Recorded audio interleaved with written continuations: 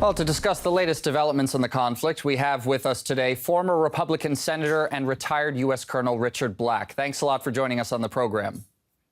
Thank you for having me. The first thing I want to ask you about is Russia's military operation. Of course, we've heard from the Western powers, they call it an invasion, say that Russia attacked Ukraine without provocation. But Russia has always said that it was the West and NATO and Ukraine that provoked this conflict. So what's your assessment of those different positions? Well, this war was planned at least as early as 2014, when the Central Intelligence Agency and British intelligence, MI6, worked with the demonstrators in Kiev and overthrew the duly elected government of President Yanukovych. At that point, the United States, and this is under the President Obama's administration, they began flooding Ukraine with weapons with which to kill Russians in Russia and Russians in the Donbass. And the Ukrainian people, I don't think were anxious to have this conflict, but the CIA had decided it was going to be done. The CIA actually put in place the members of the new revolutionary junta that took power in Ukraine. And from that point forward, I think the U.S. and NATO have orchestrated this. President Putin made desperate efforts to ward off a war. They began back even before the Obama administration. During the Bush administration, there was a leaked, classified cable that came from the U.S. ambassador to Moscow, Ambassador William J. Burns, a very good man from all that I can tell. He was appointed by President George Bush, and he sent a very strongly worded cable in which he said that Russia would view further eastward expansion towards into the Ukraine as a military threat. What was happening is that NATO was beginning to talk about about the Ukraine joining NATO, which would have presented an existential threat to the survival of the Russian nation, and so they knew precisely what was going to happen. They knew that Russia would be forced into making a decision on whether to intervene. So what happens is there's actually a fairly significant war being waged by Ukraine against the Donbass, to a lesser extent Crimea, but principally against the Donbass.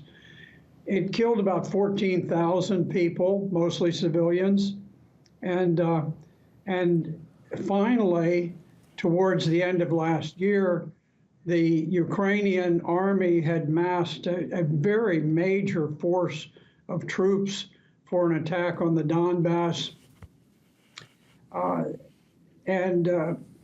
President Putin had made desperate efforts. He had actually put specific peace proposals on the table with NATO to begin a discussion about demilitarizing Ukraine. NATO simply dismissed it, and at that point, Russia was forced into the position where they knew that if they did not intervene at that time, that the Ukrainian army was going to launch a major attack on the Donbass, and President Putin gave the order to cross the border in the special military operation. Didn't expect to encounter the resistance that they did, but that has led us to where we are today. The Russian army is winning the war, and there are just enormous casualties being taken by the Ukrainians. President Zelensky himself admitted They were losing 200 men killed every day. I did some calculations based on the last really bloody war the U.S. fought, which was in Vietnam. I fought in Vietnam myself. And on a per capita basis, Ukraine is losing 60 times as many men per day as the United States lost in this very bloody war in Vietnam. So it's unsustainable. They cannot keep it up. They're losing the very best troops that they have. You can't just replace troops of that quality. And I think it's just a matter of time. I think Ukraine has lost the war, and the war will go on because the NATO, and particularly the United States, has decided the war will go on. There are tremendous profits to be made by a lot of well-connected sons of politicians. And it's really a shame. It breaks my heart to see Ukrainian soldiers die. It breaks my heart to see Russian soldiers die, all for the politics. I blame this on NATO. I blame it on the president administration in Washington. I think it's a great tragedy for all sides. Well, as you correctly mentioned, of course, the CIA, Washington, NATO, they were all involved in Ukraine long before Russia launched its special military operation. And this is all happening on the backdrop of a long legacy of NATO military interventions in Yugoslavia, Afghanistan, Iraq, Libya, Syria. Do you, on that backdrop, knowing that information, do you think that Western officials and media are treating Russia's special military operation with impartiality? No, not at all. If you look at it, Russia, since the founding of the Russian Federation in 1991, it has been a relatively peaceful nation. Yes, it intervened in Georgia. It didn't provoke the situation in Georgia, but that was a tiny war. There were a total of 900 people killed on both sides. Same thing in Transnistria, very small war, very tiny war. And other than that, the only really significant military action that Russia's engaged in was in Syria. Now, I'm deeply involved in what goes on in Syria. I've followed the war before it even began. I followed it when it started in Libya and then jumped over. Russia did not get involved until the war had been going on for 4 years. And it was only when finally ISIS and Al-Qaeda, the two horrific terror organizations, threatened to potentially overwhelm President Assad's forces in Damascus, that Russia reluctantly went in, and they added their air power. Now, they didn't put much in the way of ground forces into Syria, but they were very helpful with their air power and helped to tip the balance. And then Syria took the war forward and had great success.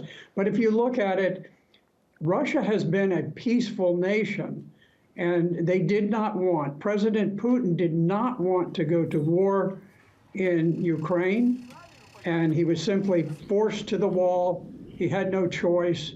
He had to go in because it was either that or risk the loss of the entire country of Russia. Well, one thing that we've been seeing, even since 2014, when Ukrainian troops went into Donbass, we've seen Ukrainian forces continually violate the laws of war. And recently, we've been seeing Ukrainian forces using prohibited landmines, which Kiev earlier claimed to have been decommissioned. We've seen executions of captured Russian soldiers, and Ukraine has reportedly been trying to attack a nuclear power plant controlled by Russian forces in southern Ukraine. Do you think events like this just don't fit the Western narrative, and that's why they're not really getting any attention or coverage there? Yes. The Western media is very heavily censored when it comes to this type of thing. They present a one-sided narrative. They take information from the Ukrainian government and they present it as though it's factual, where really often it's just dreamt up. For example, early in the war, the Ukrainians put out word that there was a pilot that they called the Ghost of Kiev, and the Ghost of Kiev was a fighter pilot of such enormous talent that he managed to shoot down 40 Russian fighter jets. And it turns out, and later this was admitted, that the Ghost of Kiev, it wasn't an exaggeration. It was total fiction. There was no foundation for it. It was just somebody writing like a comic book, and they put it out, and the Western media went with it, and they said, "Oh yes, there's this tremendous hero." They did the same thing with Snake Island, where the Ukrainians reported that there were 13 men, and when confronted by a Russian warship, they used some profanity, and they said, "We're going to fight to the death." Well, in that case, there actually were 13 Ukrainians who were there. They were actually confronted by a Russian warship, and they immediately put down their arms and surrendered. The Russians took them aboard the ship without anyone being injured. They took them back, and within 2 or 3 weeks, they were returned to Ukraine as part of a prisoner swap. But this was portrayed, and it went through the media, through the Western media, as though these 3 men were these incredible heroes. President Zelensky said he was going to make each one of them give the highest award, which I think was the Hero of Ukraine, and none of them did anything. They didn't exchange a single gunshot. They just simply said, "Hey, let us go." They did the sensible thing, and they surrendered. They had no hope against a Russian warship, and but it was a total concoction. Now, normally when I follow war, I follow intelligence and press releases from both sides. But I will tell you, I give very low credibility to anything coming out of Ukraine, because they have simply deliberately fabricated, not just exaggerated, but just fabricated stories out of nothing. So I think they're always to be questioned. Now, the issue of Bucha was very, very important. Bucha was perhaps the major war crime accusation that was made against Russia. Bucha was one of the places that was occupied in the Kiev area, and the Russians held it for, I don't know, a month and a half. And then when they left, the old mayor of Bucha was joyous. He said, "Look, wonderful, we've been liberated," and all of this. He never mentioned a single thing about people having been killed in the city. It was only 4 days after the Ukrainian army had occupied Bucha for 4 days, that all of a sudden bodies started showing up. And as a former prosecutor, I was a career prosecutor in the Army JAG Corps, and so I looked at it and I said, "This doesn't look right," because I've seen mass killings, particularly in Syria, where I've followed the war very closely for many years. And usually where you have a mass killing, people are brought together in one place and they're all killed. And the Russian forces had a month and a half. If there were people they wanted to get rid of, they could have gotten rid of them. You look, as a prosecutor, you always look for the motive. What would be the motive for killing people as you're leaving the city? Makes no sense. And then I looked at the way that the bodies were on the video that was shown, and it was very unnatural. You'd have someone dead lying by the road here, and then 100 feet up the road, somebody else. They all had their hands zip tied behind them, but they were sort of scattered, and they were scattered right on the roadway. If you're going to commit a war crime, you don't go and say, okay, let's put them right here on the sidewalk where everybody can see. No, you typically you would hide people, and I tell people that, you know, I've overseen hundreds, well, thousands of prosecutions during my time. And I would gather together the FBI or the Central Intelligence, or not CIA, but the military prosecutors, sometimes British bobbies. Anyway, we come together, and I'd look at a situation and I'd say, you know, I've got a hunch that this is what's going on. Take a look at this. And I'll tell you, looking at this situation in Bucha, I noticed that the casualties were wearing armbands. Now, there are two kinds of armbands. If you are pro-Ukrainian, you wear a blue armband. If you are either pro-Russian or you are just neutral, you wear a white armband. Well, from the pictures that I saw, nobody had a blue armband. Nobody had identified themselves as a sympathizer of the Ukrainians. They were all wearing white armbands, which meant either Russian or just neutral.